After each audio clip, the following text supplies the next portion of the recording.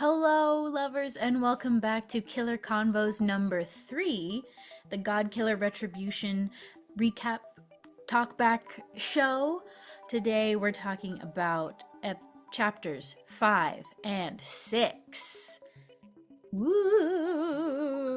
The fifth one, but also the sixth one. Yes, that's Sanguine Pact and Burden. So without further ado, let's get into it. Vos. That's me. Hey. Getting not framed, I guess, but blamed for Seraphine's disappearance. How we feeling? Honestly, I think he handled it pretty well. I think so too. As best as he could have. It was really a situation where he was trying to be reasonable, and there was only sort of one, based on the evidence presented to Eva, there was sort of only one sort of quick, easy, comfortable conclusion to be drawn there. I had prepared a more like Vos has to escape the estate kind of thing prepared, but the solution of Etsuvar just kind of snaps you guys away. Not only expedited the story, but made it more clean.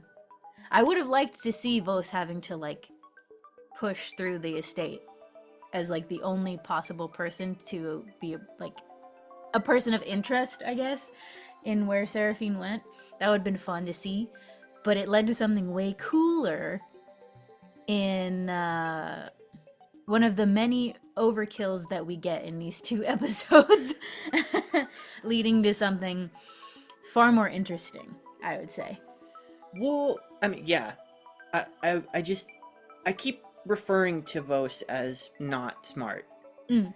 And the thing is that there is a type of intelligence at play. But it's again, that like the intelligence of a hunter in a way, where he is a very tools-based person. If he's given something, he will try to use it. So for me, in a fantasy world, a person like that is gonna be utilitarian in that same way.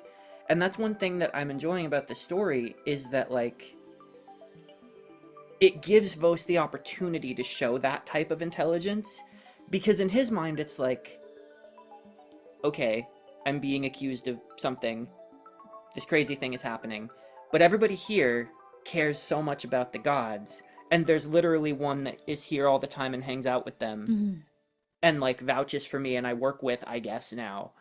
Just get him on the line, bring him, come, dude, hey, you know, Where you at? To him it's like, that's how the world seems to work, so let's just use that, you know.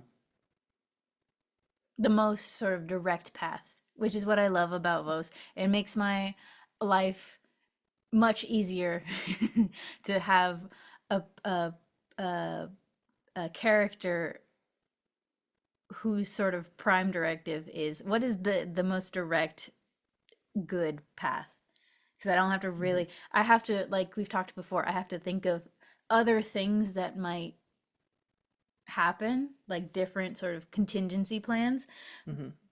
But in my head, I especially now, we're almost 1 to 3 episodes away from the show. I kind of know Vos's vibe, so I can sort of bank on certain outcomes, the more direct and the more surefire they are, which is very fun. Well, I'm glad that you feel that way, because I think that was the thing I was most worried about. And I've like come around on. I was worried for a minute there that his character arc was not clean, like from my contribution to it, because he does a lot of not waffling, honestly maybe waffling, because he talks about like, you know, gods are people, I have to treat them like that and use the rules of the world that I know. But then he learns a new rule, or then he'll see something strange and metaphysical and be like, oh wait, okay, no, let's lean into it, let's experiment with the physics of this, and then something will either confirm or challenge that. But there have been multiple points where he goes back because something went well on one end of that spectrum. So he went, oh, no, this is what works. It's like he's a very reactionary person. And so, as a very character arc driven writer in any medium, but especially in tabletop, that's always the thing I'm thinking of.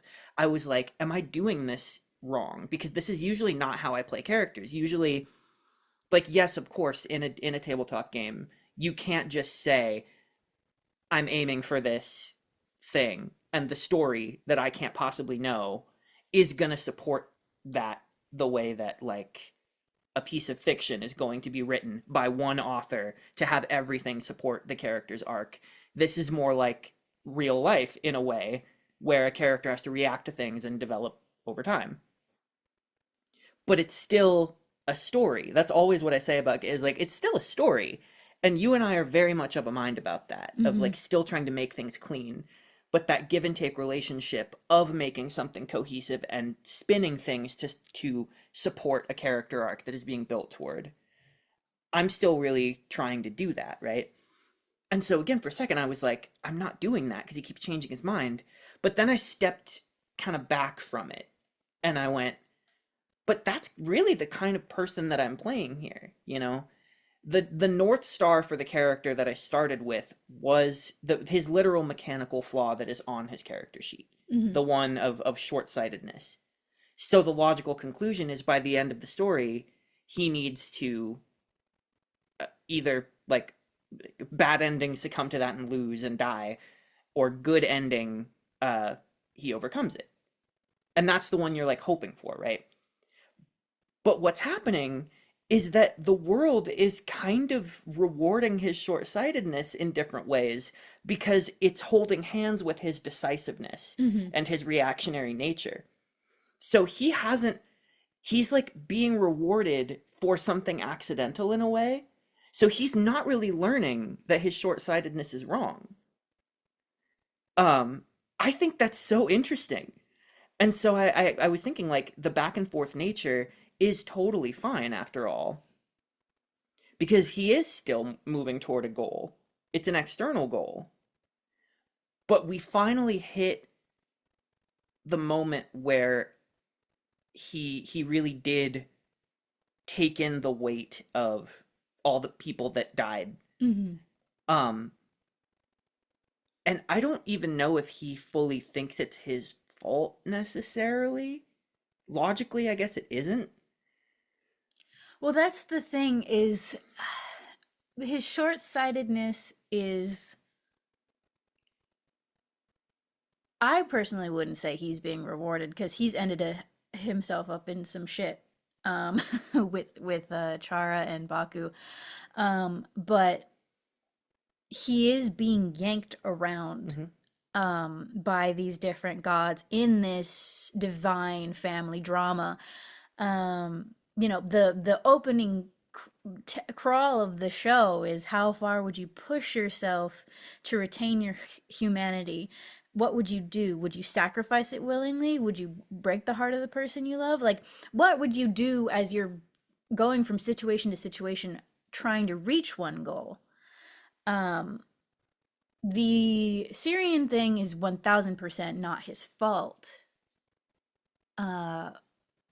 But I do think it's interesting that, despite, if he took a second and was able to logic it out, I think he would come to the conclusion that none of that was his fault. He literally was just brought somewhere and it was wrong place, wrong time.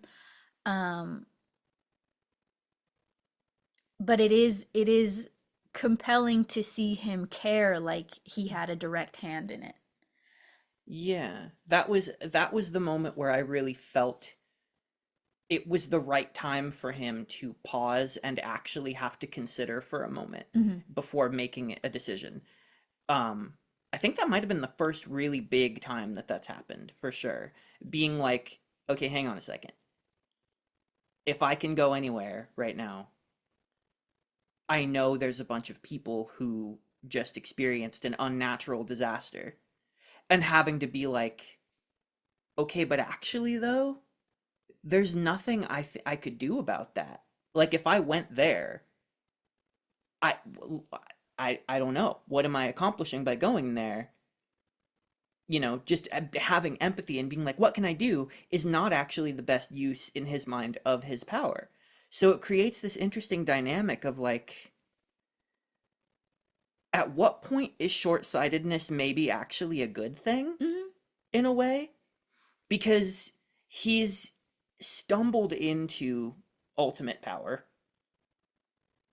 and then has been asked to choose whether he wants to lean into it or not, and he chose yes. But there's something very interesting about the idea that just because someone has all of this power doesn't change what their actual purview is and their like actual scope of ability to use it at this very moment. So he's like, I think I still have to just focus on doing this one good thing right now, because I wouldn't even know what to do otherwise. Well, I think it's interesting that you say that because that's kind of all of the gods ever. There are only maybe a couple that sort of have a sort of more well-rounded perspective most of the time, but like as we saw, Charra only has one thing that she's ever really thinking about. And uh same with Baku and same with Syrian. Like these gods, they have a hunger for something specific that drives them completely. Um, the only difference between Vos and them is that it's not a divine hunger. It's not something. The goal that Vos has to protect and save Seraphine is not something that he would not be able to uh, live without. But the hunger of these gods is something that it's what feeds them, right? So in a way, you know, these gods that are now calling Vos godling, like they mean it because they see that Vos has this hunger for something specific like they do. Yeah, I mean, I think that specificity is everything. And I think that's where the arc has sort of morphed and transformed organically. Because I think it would be really easy, again, on paper, or just from episode one, to be like, okay, well, if this is a person who is like, previously was like, I take care of this one town, and the rest of the world will sort itself out, and I don't need to know about it. And then it became, okay, the town is fine, and I'm practically a ghost in it anyway, but I take care of this one person, Mm-hmm. and the rest of the world will sort itself out. And so you would think, okay, he needs to learn that the rest of the world will not sort itself out. You need to engage with it and not be short-sighted. But instead, there's a much messier possible endpoint for this, you know? That's something more along the lines of um you can engage in the world and then have to accept and internalize that you can't be the one to do everything. It's your responsibility to still know about it. Just because it's not your purview, you have to know about it, and you have to support and rely on other people who can pick up the slack. Even in his own personal relationship, I don't think he fully grasped that. It Mm-hmm. was like, I provide this, you provide this, and we work. But like, Seraphine's been in the world now, and clearly understands this based on their relationship with everyone around them. That he is now having to just suddenly like thrust into the middle of. I think that that's what the arc has become. Mm. Him being like, I can be short sighted and be in, but not be short sighted. Just be like, think of myself as a puzzle piece and understand what all the other pieces are. Does he have more of an understanding of the gods and how they work now from that perspective? Because why would why would a pantheon be polytheistic. Mm-hmm. If what you said wasn't the case for them, you know? Yeah. Because, like, in Christianity, like, there's only one God and he handles everything. But in a polytheistic sort of pantheon, you know, you have the god of you know, the cold/winter and death, and then you have a god of nature, and you have a god of fire, and you have a god of all of these elements. You have a god of knowledge. Like, you have these things sort of segmented off, but they're all one big. I keep saying family, even though, like, there's, like, romantic drama. Again, want to make clear, not an incest thing, but I just mean in sort of the Greek divine drama. Like, and also, does Vos, he probably hasn't had time to process this, but does Vos see himself slotting into that dynamic now? That part, I would say probably not yet. Mm-hmm.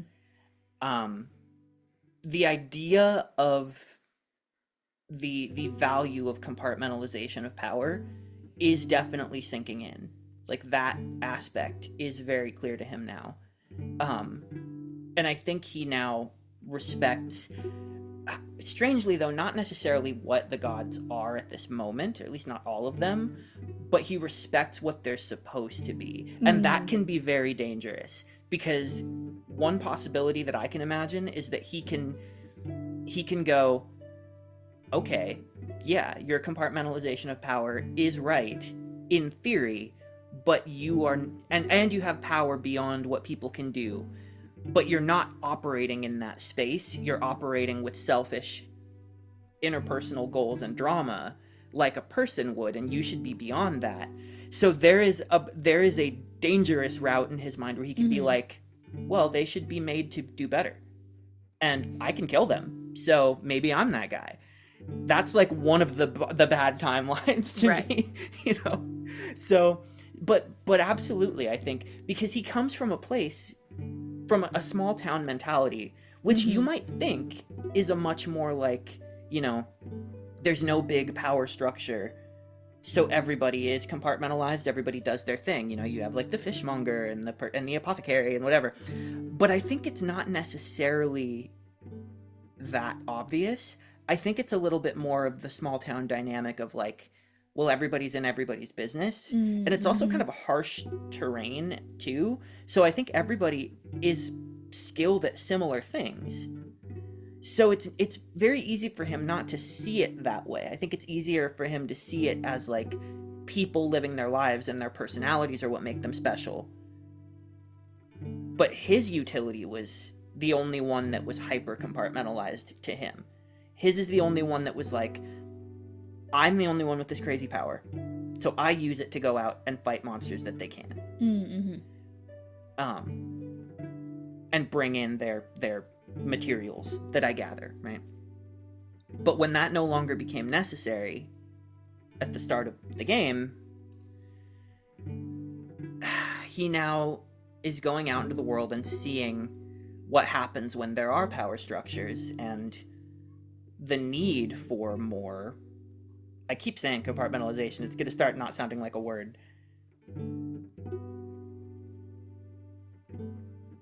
So he's getting it now. It's just a matter of what can he do with it and what should he do with that. It's like, what is my place in this? And that having to share brain space with like, no, but I still need this one thing, this one very clear present danger is still the clear present danger. Right. I think that concept of they should be made to do better because they should be above this is so interesting, because that's how they've always been. They've never not been like this. I don't know if he knows that or if he just doesn't care, but it is an interesting thought to think about that very bad timeline. Which, like, spoilers, well, won't happen because I have plans for another game set in this setting in the future. That the story is not about that, at least not yet.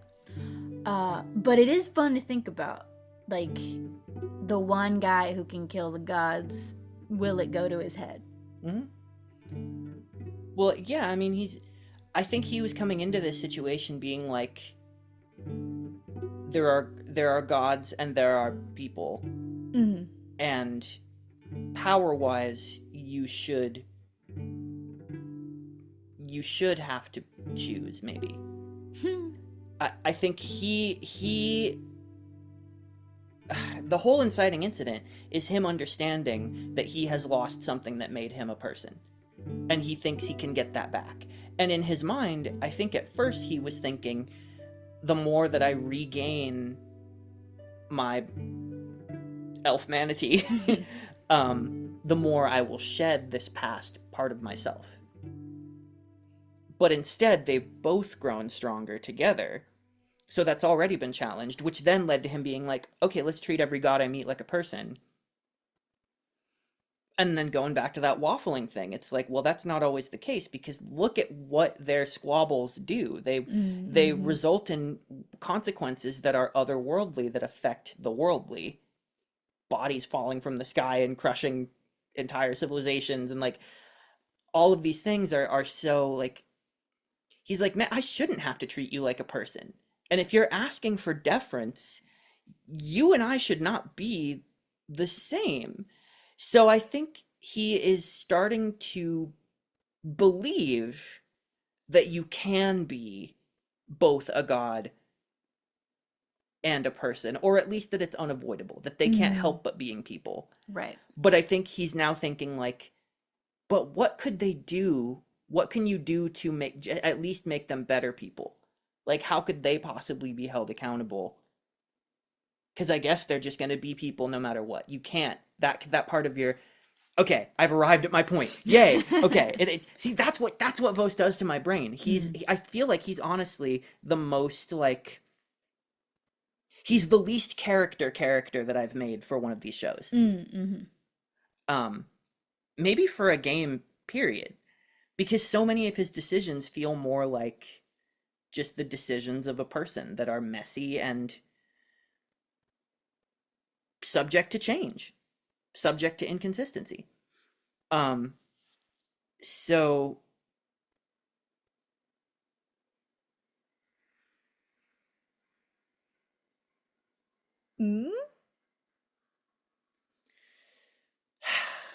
I think that's like maybe the positive lesson that he has learned, is maybe I never lost anything after all.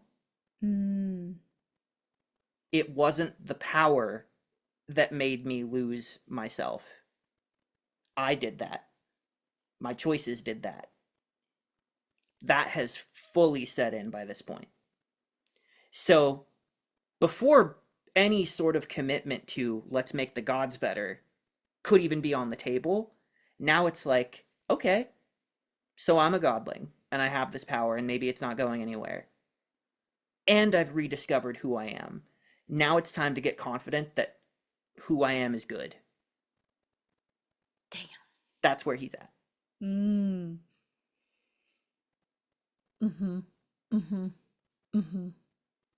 That's interesting. Not confident that who you are is good is crazy. Well, I guess we'll just have to see if he ever decides that who he is good. Backing it up a little bit, I wanted to check in to make sure that it was clear. The situation with Hilari and Syrian, his body falling to the earth after she killed him. She was forced to kill him by his own actions in order to protect Etivar. But I wanted to make clear that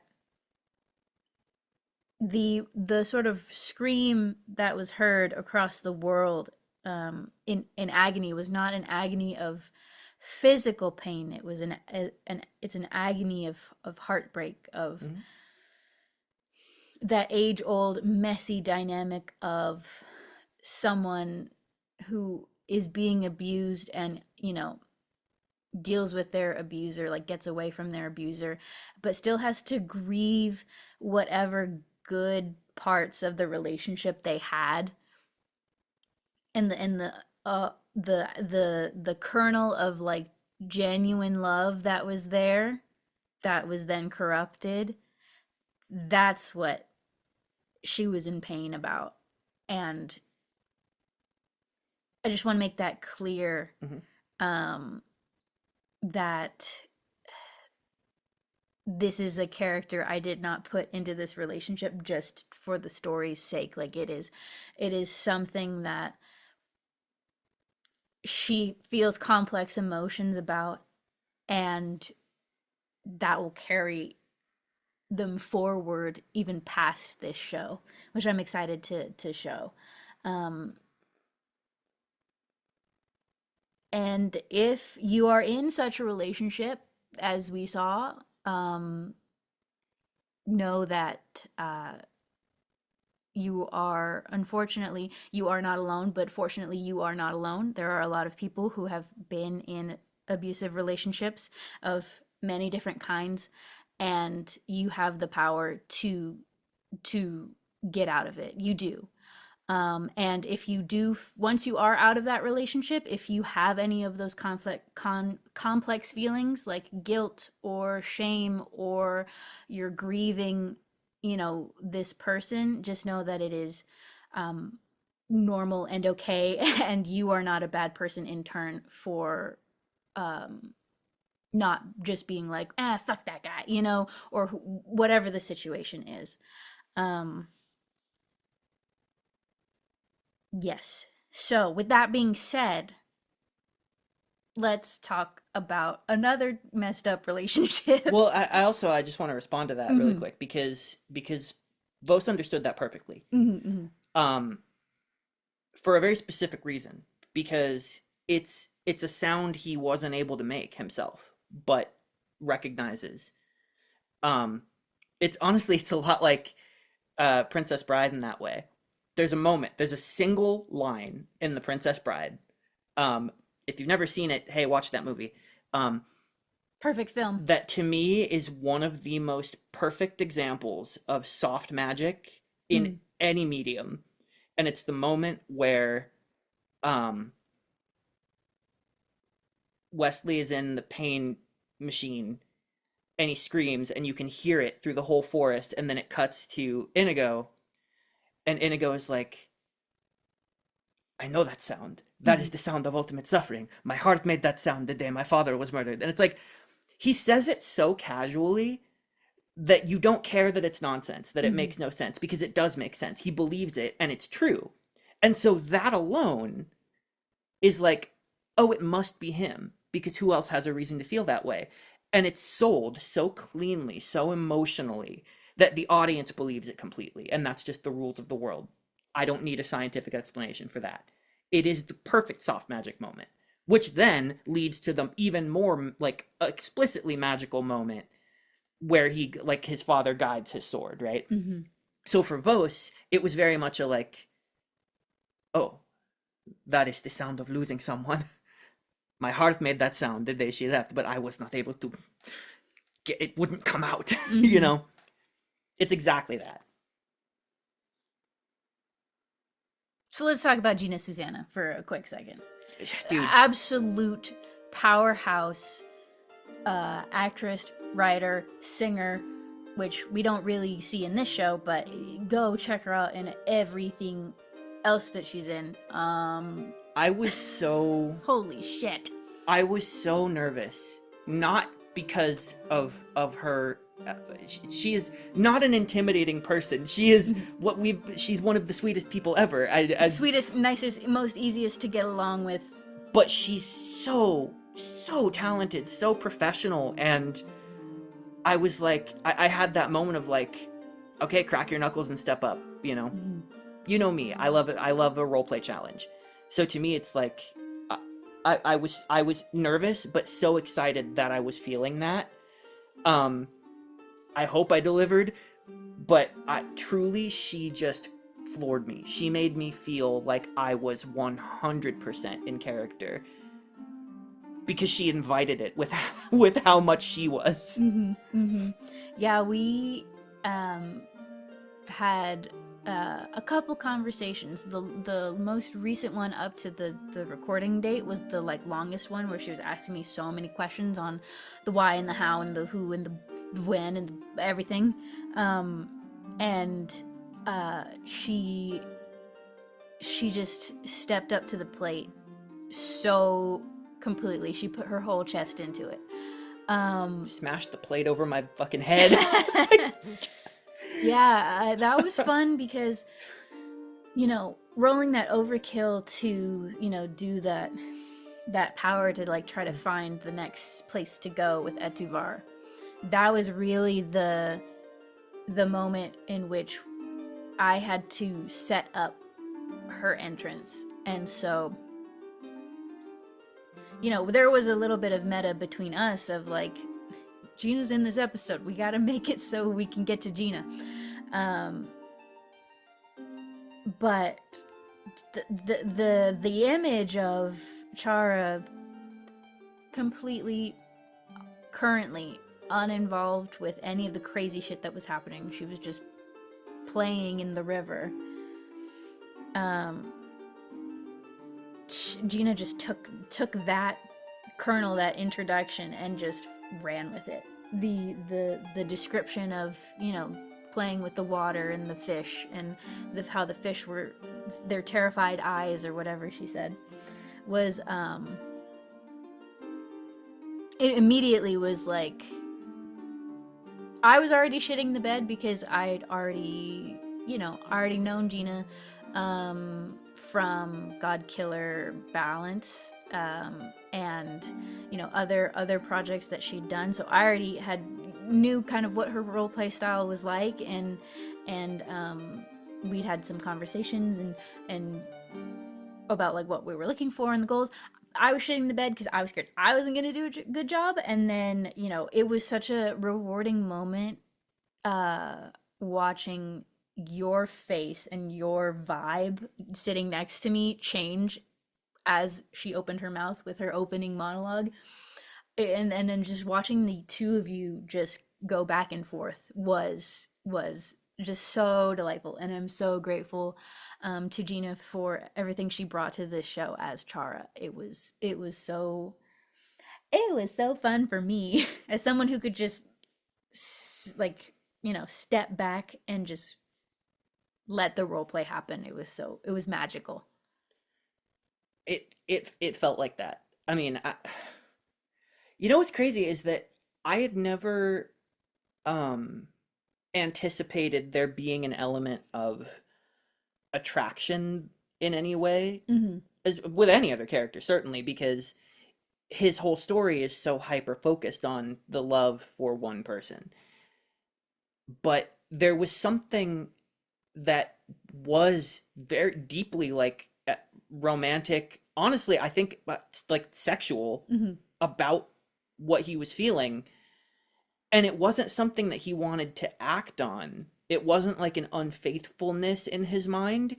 It was the moment that actually sold him on the gods, finally. It was his first experience of what he always wished they would be. And like, hearkening back to when he told the story of the stone, of like, it's about the beautiful things in nature itself, and acknowledging that beauty is here with us all the time. That's what's divine.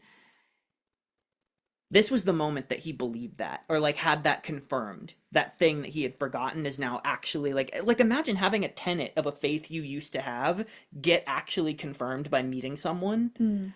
So when he saw her, and me as him in that character, seeing her in this serene like painting of a moment, doing something that he understands so viscerally as a beautiful worldly moment, not an otherworldly thing, to just sit by a riverside and fish and be completely in that moment. To him, it was like what a god should be, what divinities should be, and what I'm looking at is that is the ability to take something beautiful and mundane that other people would take for granted and make it undeniable. And that's what he saw. The familiar being elevated to perfection. And so in my mind, I was like, I can't go any other direction with this. He is intoxicated right now by this person. Mm-hmm. And I was like, I think he'll do anything she says. There was a moment where I really felt like he will do anything she says, and he came down off of it. I was trying to play that over time with distance from that moment. He was like, I got a little carried away with that. That was crazy. But that was such an important moment to me for his character. But I think also that's where the short-sightedness flaw comes in. Because Charra is one of those people who will use that to her advantage. And so, you know, all of these sweet nothings and in terms of endearment that Gina was saying to him, in my mind, could have been genuine. But I think ultimately were in service of her ultimate goal, which is her hunger for chaos and for mischief. And so in my mind, I think she walks away from that feeling pretty fulfilled, but also like, damn, that guy, I didn't even have to work that hard to manipulate him into doing what I wanted. That was wild. I think it's especially the I like to watch line took me out. I was dead. And I think it's so interesting because in the moment recording it, I didn't really get any like sexual or like attraction from Vos, but we've all seen the art of Charra, and we've heard what she's like and how Gina played her. Obviously, that was coming from Charra, but I actually didn't get any vibes from that from Vos until you told me, and then I listened back to it in editing, and I was like, oh, yeah, he's a little horny right now. But I think that only serves to make him more human, quote unquote, his elfmanity, quote unquote. Like, he has this great love who he's definitely devoted to and would never actually do anything to hurt her. But we've seen the art. We've seen the art. We've seen what Charra's rocking with. But and then agreeing to give Charra Vash's power of decay was certainly a choice, and again had things lined up for if he rejected that offer, like Gina and I had talked about, like what if he doesn't go for this. But I'm so glad you did, because the more we give Charra to play with, the more the story's gonna be interesting and wild, and also the more, this game system, like the tone of the game system, it just inherently encourages big swings like that. So I think he does intoxication of the moment notwithstanding. mm-hmm. I do actually think Vos gets a little bit smarter when he has to engage with the gods. Mm-hmm. I think that he is forced to think on his feet and actually stop and consider things because he understands the weight of it. And that is literal, because he knows that gods fighting is bad. No matter what the motivations are, every god that dies is a million people who die, potentially. Yeah. So to him, it was like, there actually was a logic in that. It was, even if this person isn't trustworthy, which I don't feel right now, if someone doesn't immediately get that power, they're all going to fight over it. And how many people are going to die because of this power vacuum? This can only be good for me. And if she is bad, if I succeed at my goal, I'll know that I can deal with that. Mm-mm. So I I think that he actually did genuinely think that that was a logical and humane decision that could have saved potentially a lot of lives. Because he doesn't know the mechanics of this game. He doesn't know how the mechanics work. So that is a logical conclusion for him to because I don't think it's I think it's common knowledge that gods who killed other gods, if they chose to, received that aspect of the god that they killed, their power, right? Charra killed Aisho, the god of magic, and became the goddess of chaos and magic, right? There are some gods that killed other gods and did not choose to take on those domains and those powers, and they just sort of let them return to the universe as something that doesn't have a steward over it. But most of the gods who killed someone, uh, they they did choose to take, like for example, um, Hilari in Syrian. It is now up to Hilari if she wants to take on, you know, his domain. Will she just remain the god of intimacy, or will she become the god of intimacy and the hearth or fire, as Syrian was? Etuvar, he has a couple domains under his belt. He's the god of death, which was his original sort of domain, but he's also the god of the cold or winter. Um, every god has gotten their hands dirty in these past 60 years or so, that this sort of war has been raging. Um, so we'll see. We will see what happens. I mean, knowing that there are stories that are going to be set further along this timeline, Mm-hmm. I can't help but think about certain possibilities for Vos as fits into that. And I feel like I shouldn't talk too much about it going into the final episode, but I certainly wonder what would happen if a war ever breaks out in his lifetime.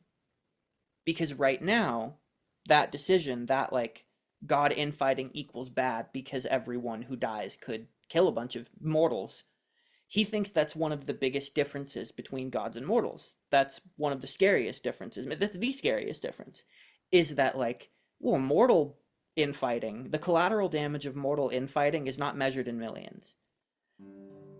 But if Bose ever sees a war, he would learn that that's not necessarily true. Right. People are also capable of immense collateral damage for bad reasons. He just has no reason to know that. I can't say anything. I plead the fifth on that point. So we'll just say, Gina, we love you, and move on. So immediately off the heels of this one encounter with a god, we jump into another, as we see that Osaki wants to talk with the wielder of his power. I really wanted to play with the lore set up by the system of Godkiller First Blood Edition.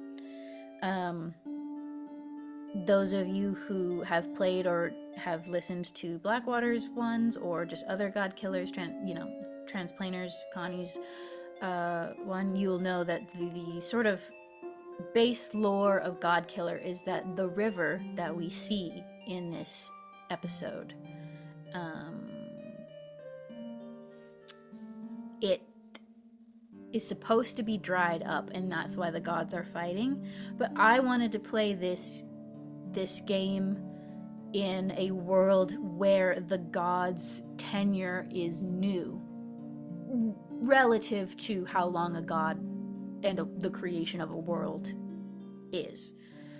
The gods have been around. It's been over, I think, 1,500 years in terms of the existence of the world and the gods, but what is that to eternity? So I wanted to sort of twist it on its head and say, well, what if instead of the river being dried up and the gods are fighting over those crumbs of power as they're trying to hold on and hold on and hold on to a dying world? What about a world that's really just finding its footing? Like this, the civilization that exists on Koei right now is still pretty Dark Ages, still pretty not. There has been no industrial revolution. There's no electricity. You know, there is magic, but the way the world is, the no day-night cycle, the no sun or moon, it seems, that has really stunted the growth of mortals on the world. And so I wanted to say, well, what if the gods were just fighting because they didn't really know what else to do? It was sort of, they're these big personalities and they have to interact with each other. They can't not escape each other. And what if one of them just said, hey, can we die? And killed another one? What would happen there to a mortal world that is just starting to find its footing? So I wanted the river to be a place that was flowing easily, freely, was large, had a lot of space to work with within the lore. You know, the other part of like the opening crawl of this show is like the gods are beholden to the universe, and that takes place in the form of this river. The energy of this river is what keeps things in balance, which is why we see Osaki in his own cradle floating amongst it with all the other mortals, presumably all of the other gods, because everything will go back to this river. And yeah, there might be a day where we do a Godkiller where that river has dried up, but I wanted to see it in its full glory before I destroyed it. Very fair, and I think necessary. Mm-hmm, mm-hmm. Well, there's a, not a rule, but I treat it like a rule. Sometimes I am writing a story and I think I know what time period I'm writing it in on the timeline of the world. Yes. And then I put something in the backstory that is really interesting. And maybe I don't realize it. And then somebody else reads it and they're like, this is the coolest part. Mm-hmm. It's like, you should show in the story the most interesting part. And sometimes you have to let go of, like, necessarily the thing that you thought that you wanted to do in favor of doing the more interesting thing, because that's where the story should be. Or bare minimum, like, that's when a prequel becomes necessary. It's not always necessary. The franchisification of the world has made it seem like it is, but it is not. But in the case of, this is an extremely interesting, mysterious, unique piece of world building, the audience is going to go, why aren't we seeing that? Mm-hmm. So it makes perfect sense that we see that. And it's not a prequel, because we're starting here. It's a prequel in terms of chronology, because I had the other show. I was building out the other show first, and then I was like, wait, what if this whole thing just is like lore and background for this story, and we did that first, you know? Yeah, but doing it first creates a different tonal sense, and I think it signals to the audience something a little bit different. Because when you go back after the fact and do a prequel, there's a certain amount of like... We have to get to certain beats that we know have already happened, kind of thing. It relies on nostalgia in a certain way, and sometimes it works and sometimes it doesn't, depending on a lot of factors that will make it good or bad. But starting here tells the audience this isn't for the sake of explaining a future thing, it's for the sake of building a future thing, determining that future thing in some ways. Yes, there are certain things that I had written out already that I know I will have to change because of what takes place in this show. Right. Which is so fun, because I love world building. So but you're telling the audience what happens here matters. So. Yes. But yeah, I had a feeling that Vos was gonna pick to go full godling. Of course. Because that's the thing that would help him the most in his goals. But again, Noir and I had it set up that, you know, fully prepared to take the power from Vos. Because he just got that spearhead from Charra, I was unsure if he would want to commit to the responsibility and think like, I have this thing that will let me kill him, or kill Vosh. So we were prepared. But I love how Noir is like plays Osaki as this like apathetic, you know, sort of distant, like you do what you want, sort of, even in death, or even in life, I should say, which then carried over to death. This person who just kind of gave up, and I was editing episode 6. I was editing Burden, and the thing that sort of broke my heart the most was how Noir delivered the line, like, I just miss being able to see everyone. The way that he said that, it was so like honest and also sad. Like I pitied Osaki in that moment, you know, because we've already seen what Osaki had become at the very, very beginning of this show, you know, in the first scene with Noir. So it just, even in death, they still are clinging to that wanting to watch people, wanting to see the world kind of thing. Well, what it felt like to me is like when you live a theoretically eternal life with the ability to see everything that could happen and act accordingly, it would be very difficult to have any regrets. And that's a perfect foil to Vos, because Vos's entire story is built on a foundation of regret. That is what drives him at first. So these two completely opposed forces, it's like he was looking into the eyes of, in a way, like a worse end of the spectrum. I don't think he thinks that it's a good thing, that emotionlessness. His emotions are so important to him.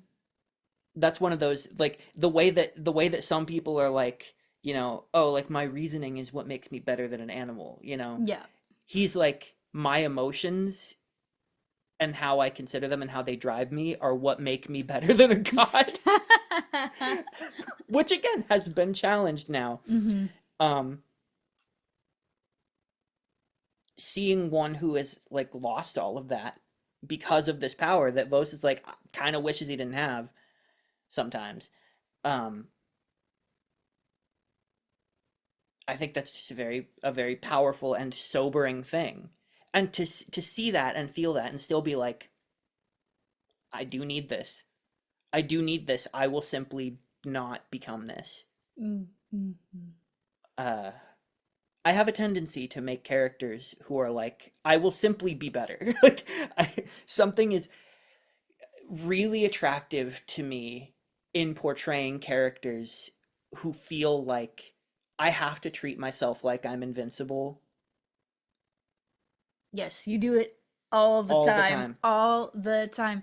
Our home game NPC, who's my in-game husband, Helix, Quell, well, I don't know about Quell. I think No, it's Quell genuinely believed it.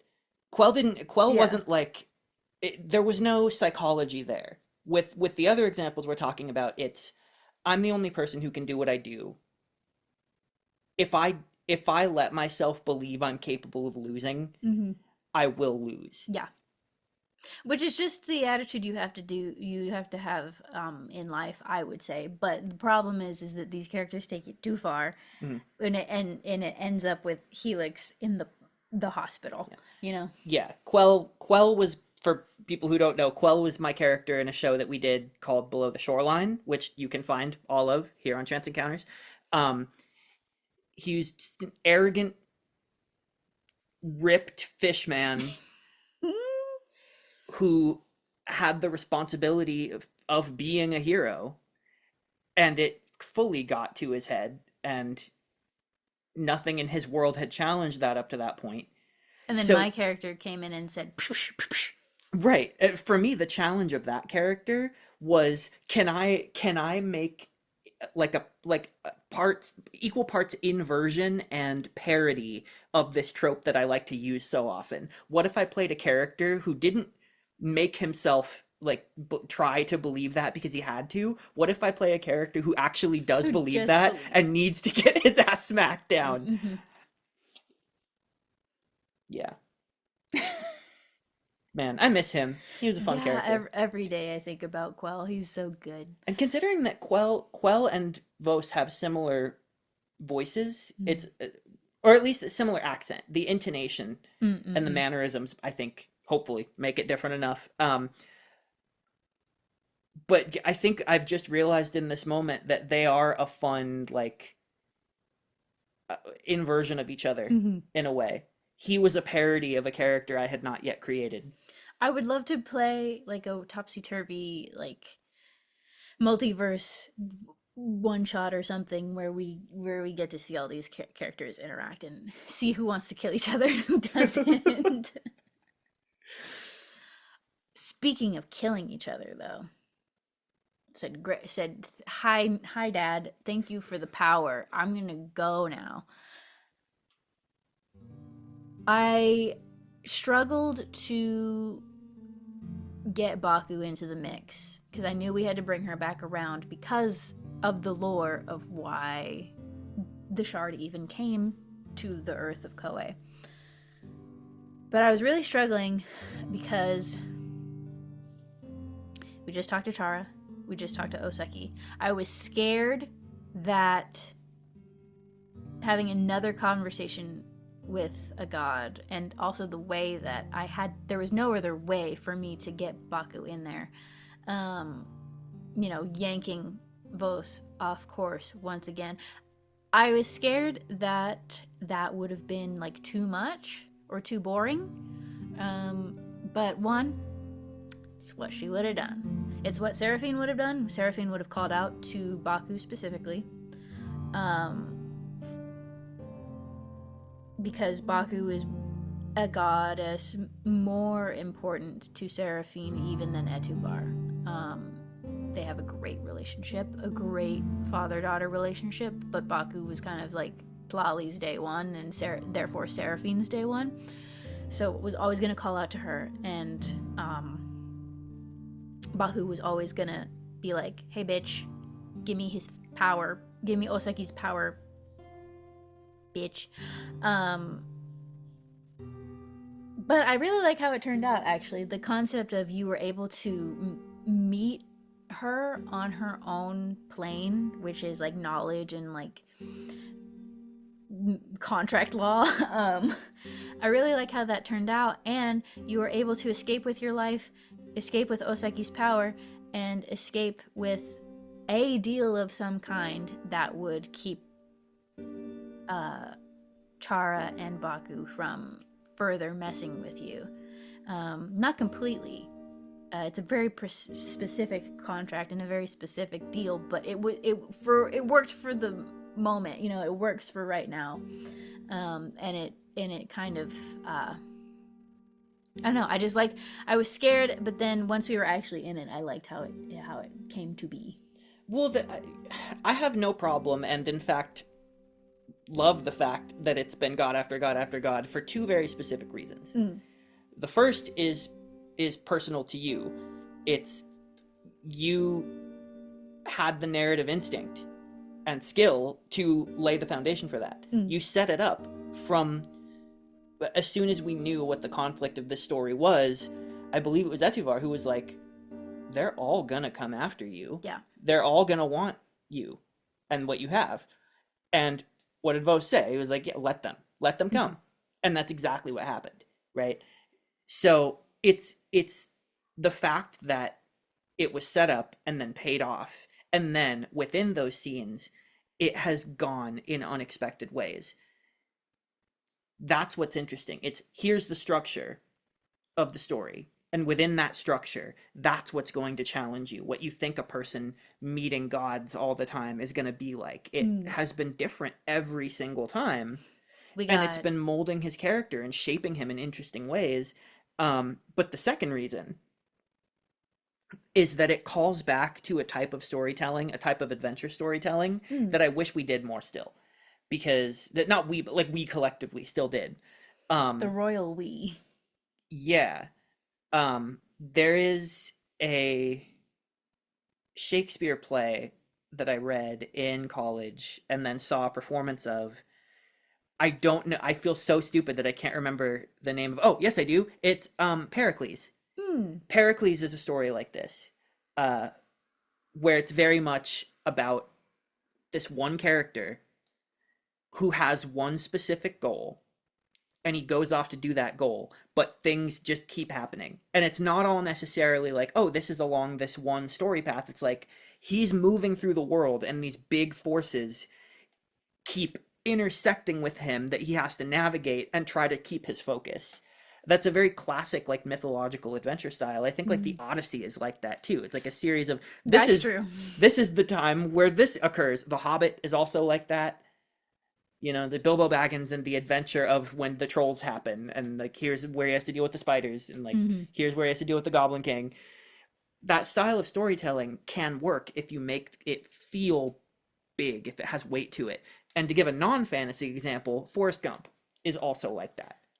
This is one singular man moving through history and by absolute happenstance intersecting with so many important historical events, and that is the point of the story. This feels like that. Yay! You heard it here first. William Shakespeare copied me. Yeah, I mean, I have been looking forward to Baku because she's such a bitch. She's such a bitch. Like, even though in the way she talks, she's like, well, like, fucking Osaki's little toddler son is here to try to do something, I guess. You know, like, she's so direct and she's so emotionless, and like, I love playing mean characters. I love being mean in games. I think it's like that draw to play villains and stuff. Like, it's just fun. But again, because you rolled an overkill, you rolled a freaking 13.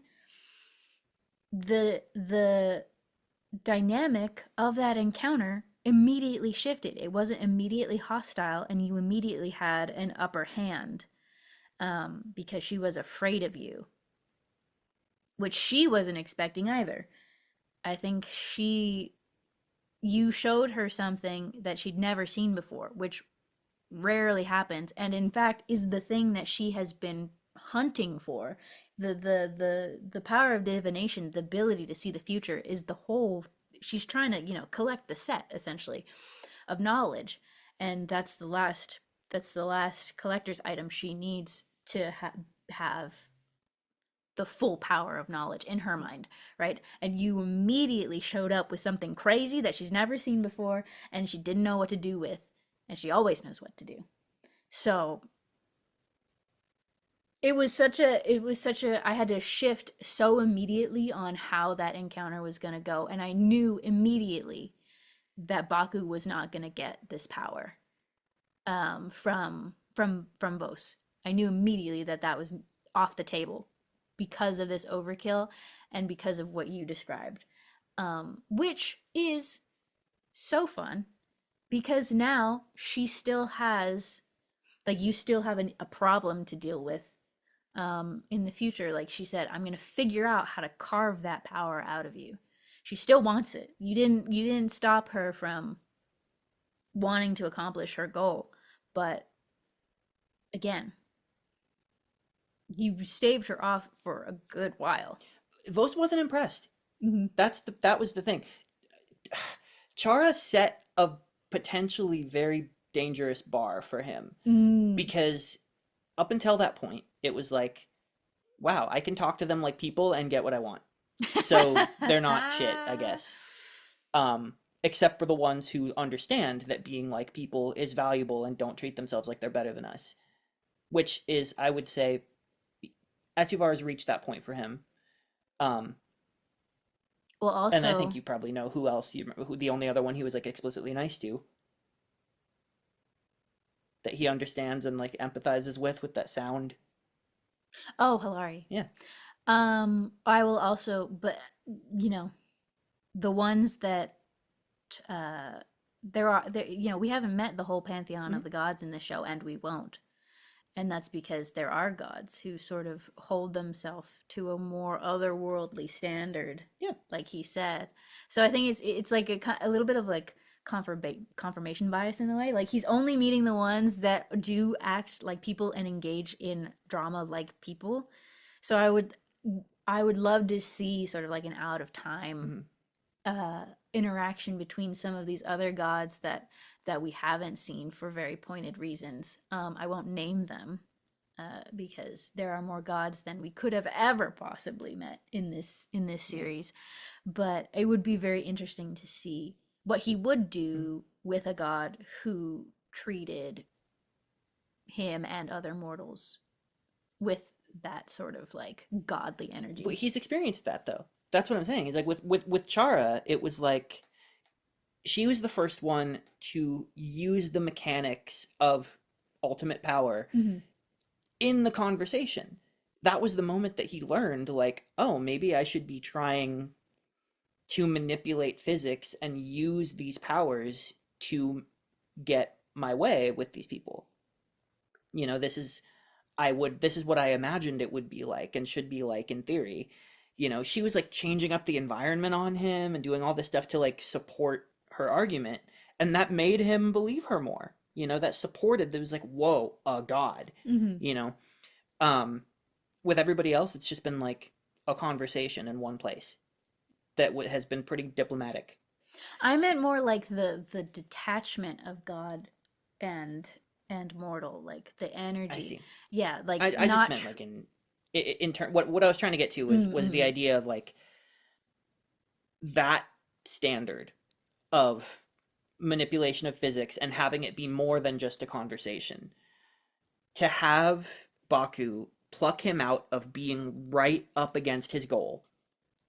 Again. And then just bring him to another boring demi-plane and be like, meh. He's like, shut the fuck up. Like, I don't care right now. What do you want? Just make it quick, And then to be like, okay, Uno reverse card.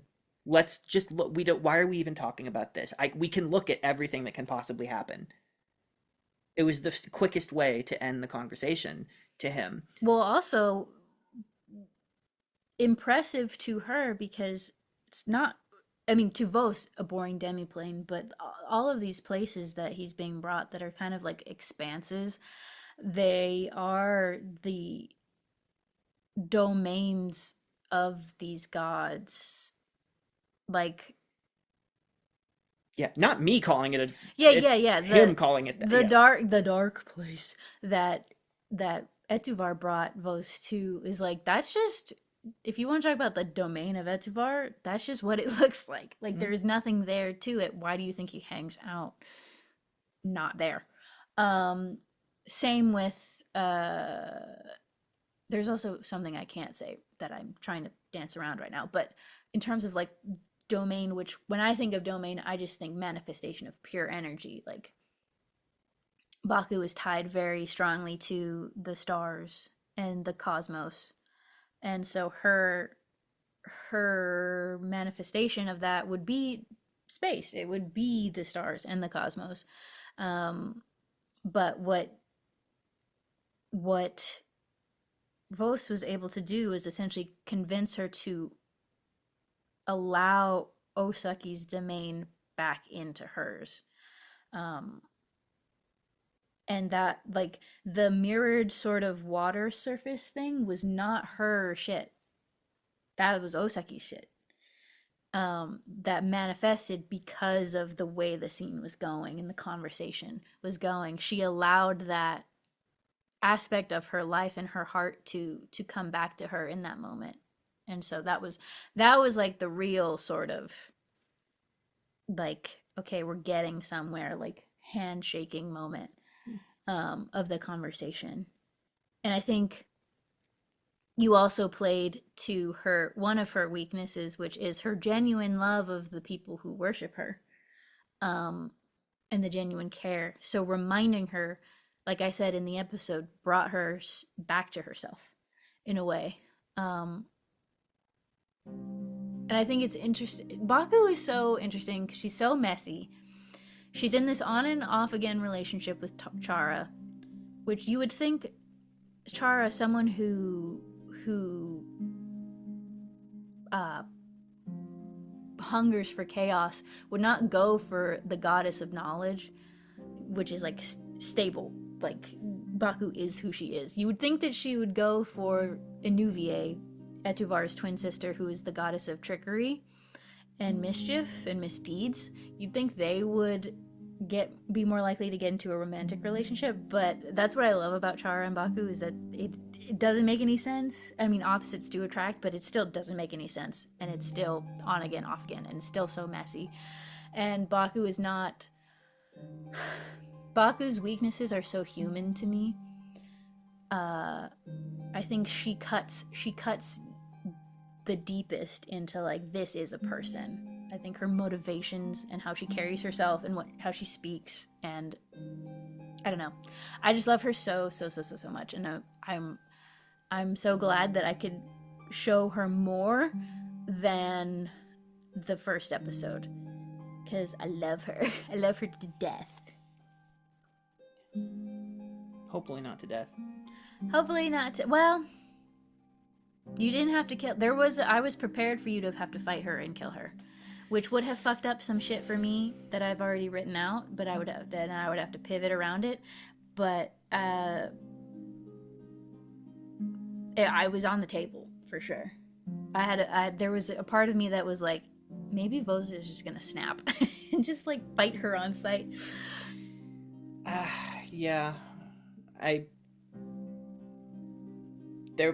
was certainly possible. If she had delayed him too much longer, he'd just, like, he was so close, you know? Yeah, I think if I had said, like, the battle was still going at a normal pace, I think that would have made it more likely. But yeah. I wanted to make it more fair, I guess, from like a GM player perspective, to be like, no, she's a god, and there's no actual god of time, at least not right now. So these aspects of the universe that don't have one specific god to claim the powers, like, these gods, they can share those aspects. So like Etivar could stop time as easily as Baku could. And I also wanted to honor, like, you were doing something very cool with the like running sort of vision image, and so I wanted to kind of do like one last calm before the storm. And then this finale episode that we're about to record, it's about to go down in a crazy way. So I wanted to make sure that both in game and out of game, it was acknowledged that this is like the last moment of respite, the last pause. Yeah, now it's the problem was I was trying to focus on building momentum. Yeah. The idea of like he's hyping up, he's getting angry, and he can like focus that.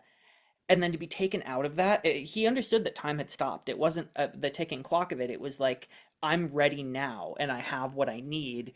And now you're making me be calm and collected and have a conversation with you. And now he's going back into this battle having lost that. You know, it's going to have to be him going into battle with a more calm mentality. We'll see if that's a good thing or a bad thing. And I think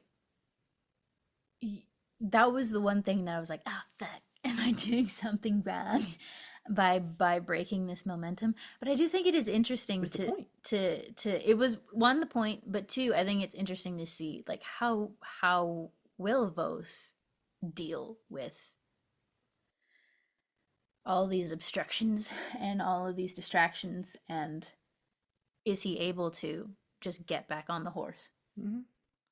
Well, I anticipate I think it'll come back pretty immediately once he's back in the material plane. I think it'll be on site. I will just say, I think this is going to be a very interesting, I'm not going to say mirror or parallel or contrast. I'm just going to say it will be comparable in some way, whether contrasting or not, with how he was fighting in the tournament. Ooh. I think that's going to be what this is going to be calling back to in a way and comparing to in some way. Ooh. Well, with that tasty little morsel to sort of chew on until this finale episode that we're about to record comes out, I'm just going to say thank you everyone who has listened to the show so far. It was a true labor of love. I've learned so much about myself and editing and sound design and what I like in stories, and I'm going to take that going forward in our future projects and future characters and everything. And yeah, we'll see you for the conclusion in a couple weeks. Yes. Anything else you want to add before we say bye-bye? The more I speak, the more I risk saying things I shouldn't say about what is to come. So I will simply adjust in my chair and vibrate and go, no. Have a good day. And we'll see you soon. Yes. See you next time. That Bye. One. Yeah. Bye. Yeah.